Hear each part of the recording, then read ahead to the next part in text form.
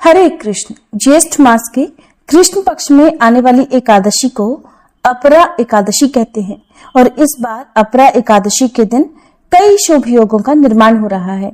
इस दिन आयुष्मान और प्रीति योग के साथ बुद्धादित्य राजयोग भी बन रहा है। अपरा एकादशी का व्रत ब्रह्म हत्या जैसे पापों से मुक्ति दिलाता है और जीवन में सुख समृद्धि लाता है। आइए जानते हैं इस बार अपरा एकादशी का व्रत कब रहेगा और पारण कब किया जाएगा। एकादशी तिथि प्रारंभ होगी 23 मई शुक्रवार को तड़के 1:13 से, यानी कि देखा जाए तो ये गुरुवार की मध्यरात्रि का समय रहेगा और एकादशी तिथि समाप्त होगी 23 मई शुक्रवार की रात 10:29 पर। इसलिए इस बार अपरा एकादशी का व्रत केवल 23 मई शुक्रवार को एक ही दिन रखा जाएगा। सभी गृहस्थजन और वैष्णव जन एकमात्र इसी दिन एकादशी का व्रत रहेंगे। दशमी तिथि के नियमों का पालन गुरुवार के दिन किया जाएगा। 23 मई शुक्रवार को ब्रह्म मुहूर्त सुबह 4:10 से 4:58 तक रहेगा। सूर्योदय होगा सुबह 5:46 पर, सूर्यास्त शाम 7 बजे। प्रातःकाल पूजा मुहूर्त सुबह 4:25 से लेकर 5:26 तक रहेगा। शाम की पूजा का मुहूर्त शाम 7:10 से 8:11 तक रहेगा और इस बार प्रीति योग और आयुष्मान योग का निर्माण भी इस दिन हो रहा है, जिसमें प्रीति योग शाम 6:37 तक रहेगा और बाद में आयुष्मान योग प्रारंभ हो जाएगा। इस दिन अभिजीत मुहूर्त सुबह 11:51 से दोपहर 12:45 तक रहेगा। गोधूली मुहूर्त शाम 7:08 से लेकर 7:29 तक रहेगा। आप गोधूली मुहूर्त में दीपदान कर सकते हैं। इसके अलावा राहु काल सुबह 10:30 से दोपहर 12 बजे तक रहेगा।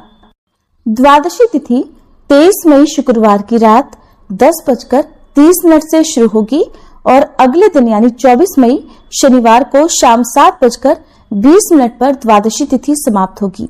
इसके बाद से त्रयोदशी तिथि प्रारंभ हो जाएगी और 24 मई शनिवार को ब्रह्म मुहूर्त सुबह 4:10 से 4:57 तक रहेगा। सूर्योदय होगा सुबह 5:46 पर, सूर्यास्त शाम 7:01 पर। प्रातःकाल पूजा मुहूर्त सुबह 4:24 से लेकर 5:26 तक रहेगा। आयुष्मान योग दोपहर 3:01 तक रहेगा और बाद में सौभाग्य योग प्रारंभ हो जाएगा।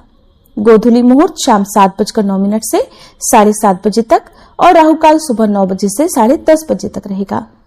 24 मई दिन शनिवार को अपरा एकादशी व्रत पारण करने का यानी खोलने का शुभ मुहूर्त सुबह 5:46 से लेकर 8:59 तक रहेगा। एकादशी व्रत का पारण हमेशा निर्धारित मुहूर्त के अंदर अंदर ही कर लेना चाहिए, तभी एकादशी का पुण्य प्राप्त होता है। अपरा एकादशी का व्रत रखने वाले भक्तों को एक दिन पहले दशमी तिथि के नियमों का पालन करते हुए सूर्यास्त के बाद अन्न ग्रहण नहीं करना चाहिए।